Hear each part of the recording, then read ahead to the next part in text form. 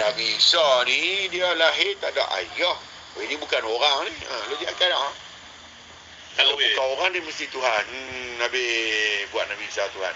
Tuhan kata, aku bukan anak, aku bukan mak, aku bukan orang. Siapa yang kata aku orang? Fail, Nabi. Sebab dia cik jalan juga nak takwil dengan dia. Pasal apa? Pasal dia duduk atas kemanusiaan. Tu dah kena fikir, kena renung. Kalau dengan akal barulah boleh terima. Macam mana nak terima duri pokok bunga ros keluar tanpa ada suruhan? Tak tengok keluar tu belik diri hang apa dia berlemah keluar. Kucing boleh main jilat anak dia. Dia kenal ke kata tu anak dia? Dia kenal ke? Macam mana boleh lagu mana dia main jilat anak dia, basuh kaki anak dia dengan jilat bulu badan dia. Takkan dia pakai akal. Tapi kalau hang pakai akal juga lagi hang gone with the wind lah.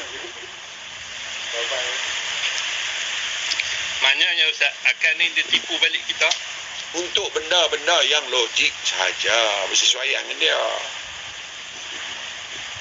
Hang tak ada akal sekali tu badan hang susah pula. Macam mana nak pakai baju, macam mana nak buat? Akal hang nak fikir macam mana nak buat.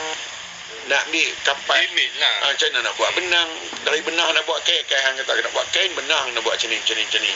Untuk kemanusiaan hang je. Penuh dah. Dah.